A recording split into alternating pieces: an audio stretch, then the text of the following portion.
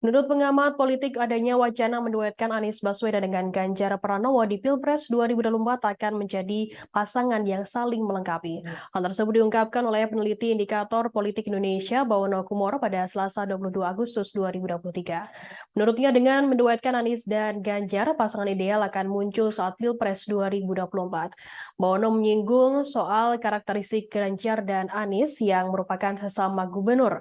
Ganjar yang sangat mencolok memimpin Jawa Tengah dan Anies memimpin DKI Jakarta. Selain itu, Ganjar dan Anies memiliki pengalaman dalam memimpin daerah sehingga apabila dijejerkan akan saling melengkapi. Sebelumnya, wacana menduetkan Anies dan Ganjar muncul seusai politisi PDI Perjuangan Said Abdullah menanggapi hasil survei dari Litbang Kompas. Elektabilitas Ganjar masih berada di atas Anies, namun hal ini dinilai Said bukan sebagai kompetitor. Dia kemudian mengungkapkan kemungkinan keduanya bergabung menjadi satu di Pilpres 2024 nanti. Menurut Said, apabila keduanya digabung, maka akan menjadi satu kekuatan yang bagus untuk memimpin masa depan. Kode-kode bersatunya Anies dan Ganjar pun sudah pernah dilontarkan beberapa waktu lalu. Misalnya saat Ganjar bertemu Anies dan tampil satu panggung mengisi acara di kawasan Kuningan, Jakarta pada 29 Juli 2023. Saat bertemu Ganjar dan yang bersalaman dengan Anies berseloroh bertanya ke awak media apakah keduanya cocok.